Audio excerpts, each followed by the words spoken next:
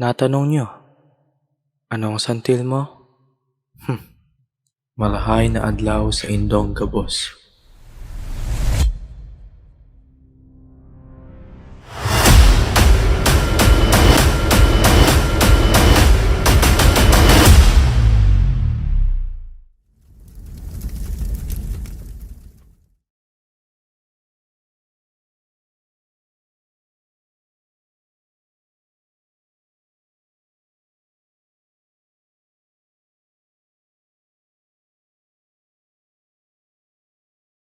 Ang santil mo ay isa lamang inosenteng kaluluwa. Sabi ng mga relihiyosong paniniwala.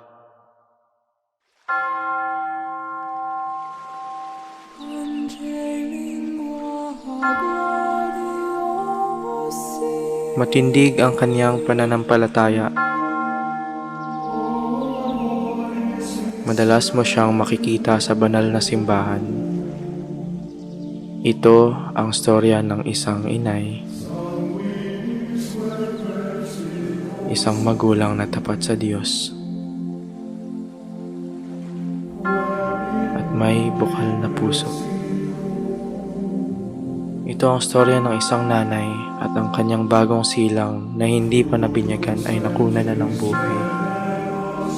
Doon, santil mo'y kanyang namasdan.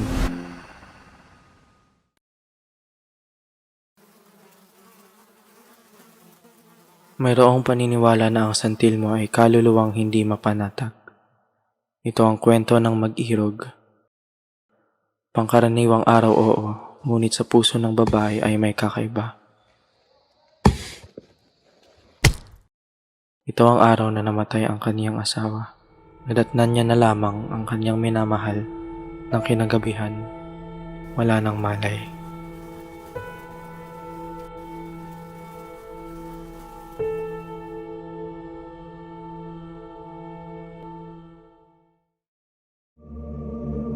Sa lugar kung saan ang asawa niya ay namatay, santil mo ay nakikita.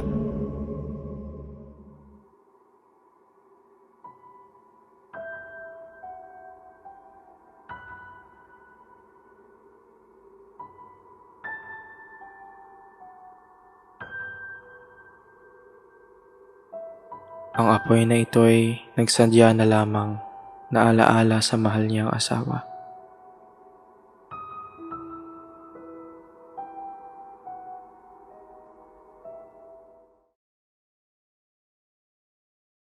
Mayroong kumausap sa akin at sinabing, ang santil mo'y mapanlinlang na apoy. Ang kwento niya sa akin, magandang araw, magandang panahon. Ako'y nag-aabala sa aking pang-araw-araw na gawain. Nang ang aking dalaga ay nagpaalam upang magpitas na ng gulay banda sa amin.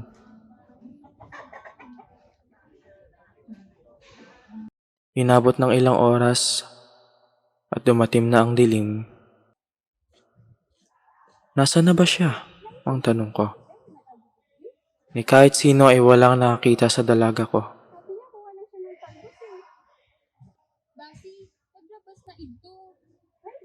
Di na namin siya nakita muli.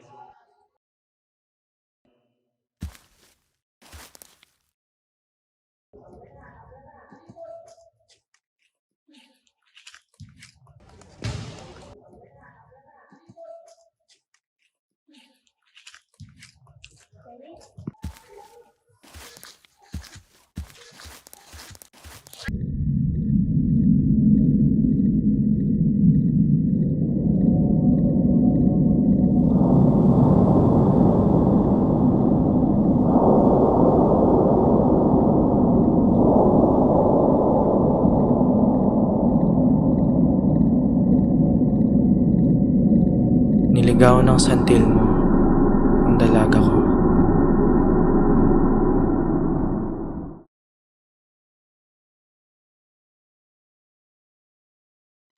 Ngunit hindi raw ito totoo. May narinig ako na ang santil mo raw ay isang apoy bilang ilaw at gabay. Ito ang kumalat na kwento tungkol sa dalawang magkaibigan na manlalakbay. Nagsimula ang kwento noong naramdaman na ng dalaga ang kanyang pagod. Ang binata ay dismayado sapagkat hindi pa sila nakakalayo sa kanilang paglalakbay. Napag-usapan nila na mauna na raw ang binata at hahabol na lamang yung isa. Nagsimula ang binata sa tipikal na paglalakad. Sinusundan ng mga daanan, sinusundan ng mga senyales, saka gustuhang mahanap ang paroroonan.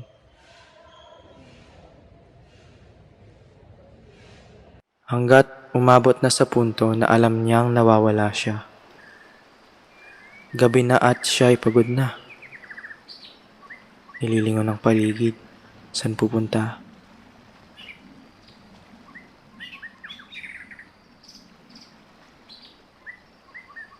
Desperado ay binaliktad pa ang damit sa kagustuhang makabalik na lamang sa pinanggalingan.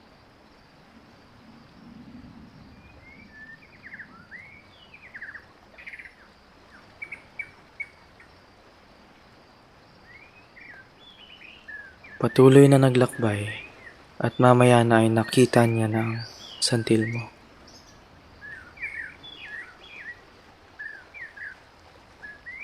Sinundan niya ito. Ang ilaw na maliwanag ay ginabayan siya paalis.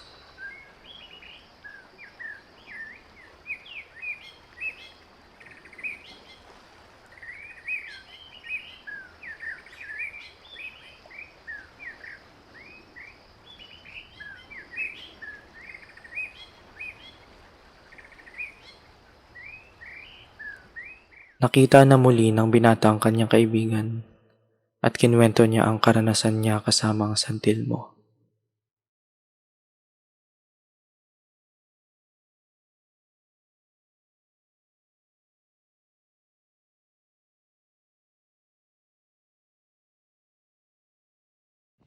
One, two, three, go!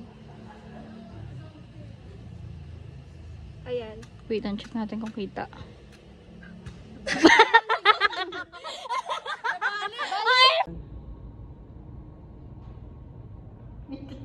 Sabi niya kuha na siyang talbos na nung oras na. Basi, naglabas na ito. Wait lang, nagkamali. 2, 3, go!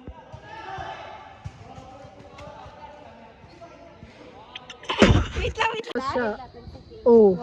Okay na ba yan? Para